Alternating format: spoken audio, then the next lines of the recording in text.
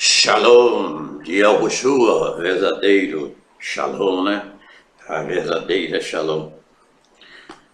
Quero compartilhar com vocês mais uma experiência, mais uma revelação que o Espírito de Yahushua tem colocado no nosso coração. Eu particularmente prefiro a expressão Yahushua. Agora, conforme conversei há poucos instantes com uma irmã em outro país, que pratica o nome Yahushua. É o nome também aceito, correto, mas eu acho o Yahushua mais clássico, entendeu?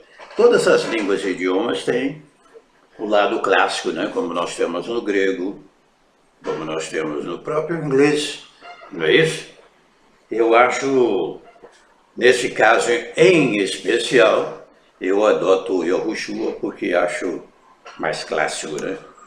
Você faz um paralelo a esse, dirigindo a ele Yahushua ou Yahushua. Então, fica aí essa observação, sem nenhuma crítica àqueles que praticam o nome Yahushua, que é o mais condizente também com a originalidade. As demais transliterações já receberam aqui as nossas mais variadas opiniões a respeito, pelos estudos e práticas que temos adquirido pelo Espírito da Verdade.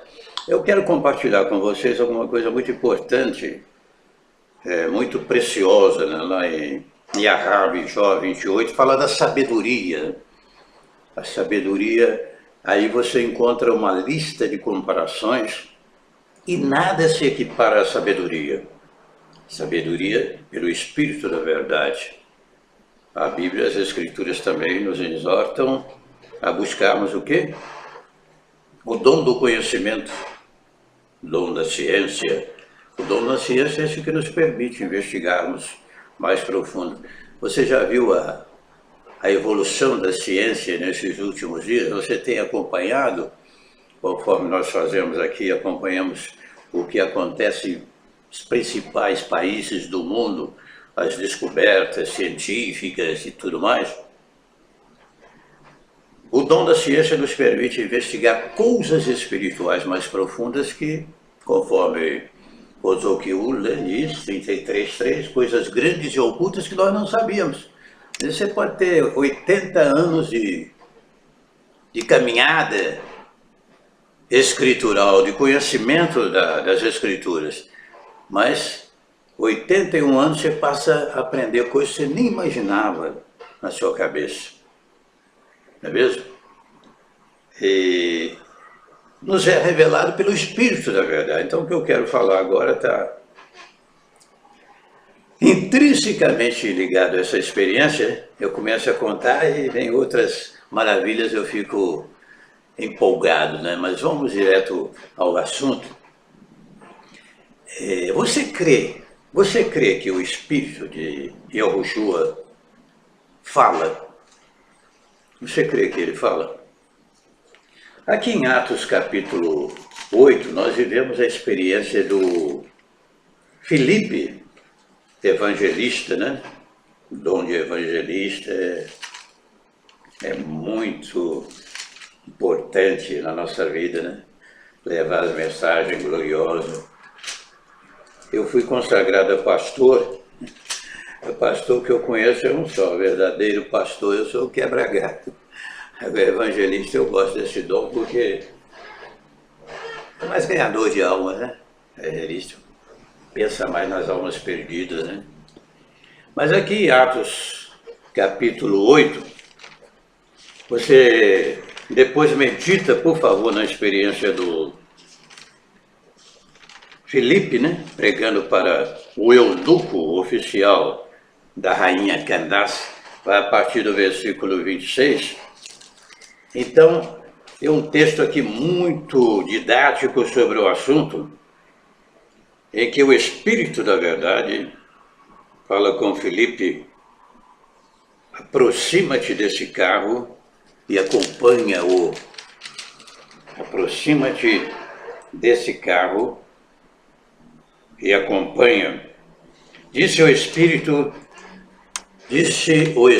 a Filipe: aproxima-te e suba neste carro. Tá vendo? O oficial da rainha Candace vinha, após o período de adoração em Jerusalém, estava lendo ali o profeta Yoshua e Isaías. E ele, então, pergunta para Filipe, né? Água ali que importa que eu seja batizado. Mas antes, o próprio Filipe faz uma pergunta para ele. Você entende o que está lendo? Como eu vou entender se alguém não me explicar? Alguém que explica, que ensine o quê? Pelo Espírito. Está cheio de ensinadores aí, entre aspas, mas você precisa ensinar pelo Espírito da verdade, senão você não vai cumprir a missão, mistério para o qual realmente nós fomos chamados. Como poderei entender se alguém não me explica? O lugar da escritura que li era esse, foi levado como ovelha. Então, aqui falando profeticamente do Mashiach, né? Mehushai, do Messias. E ele passa por aquela experiência, é batizado e tal. O Espírito falando com Filipe, que leva a mensagem didática para aquele eunuco, que por sua vez vai para onde? Para a Etiópia, para o coração da África, levando a mensagem gloriosa. Você crê que ele fala? Bom, você crê que ele ensina todas as coisas? Vamos lá em Al-Hanan, capítulo 14, versículo 26. O Consolador, o Espírito da verdade, que o Pai enviará em meu nome, porém vos ensinará todas as coisas e vos fará lembrar de tudo o que vos tenho dito. Há outro texto nas Escrituras que quando você for levado à presença de governadores e reis, eu estou falando para quem tem algum conhecimento das Escrituras, né? Você for levado à presença de governadores e reis, não se preocupe naquela hora o que você vai dizer. O Espírito da verdade ensinará todas as coisas. Você crê que ele intercede por nós com gemidos inexprimíveis? Gemidos inexprimíveis. Romanos 8. Vamos lá. Romanos capítulo 8, versículo 30 e... Deixa-me ver aqui. 36, versículo...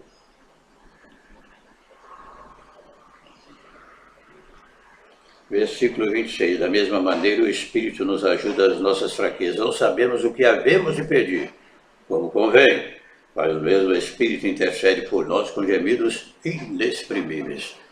Então ele não é uma força, uma influência, conforme alguns malucos ensinam por aí.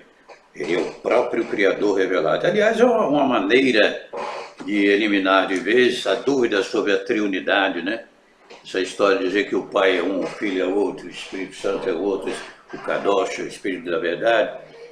Quando você começa a aprender pelo Espírito, essas dúvidas todas desaparecem completamente, porque ele nos entrelaça com essa visão, com esse conhecimento correto da triunidade. Nós somos corpo, alma e espírito, mas uma só pessoa, né? Uma comparação também que nos permitem as Escrituras, lá em Bereshit Bará mesmo, 1:26, façamos de uma forma plural.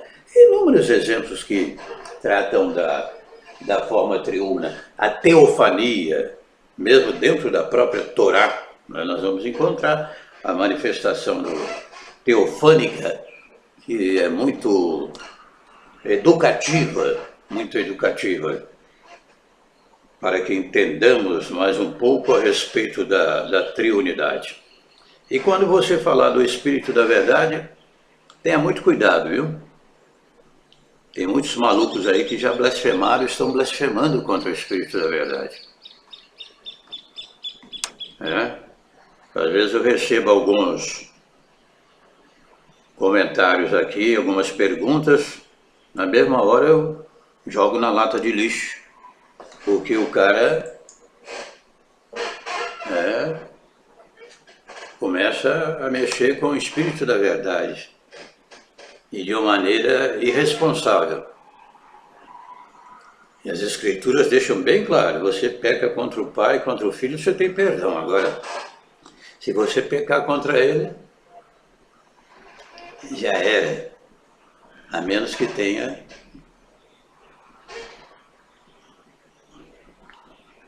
perdão dentro da longanimidade dele, né?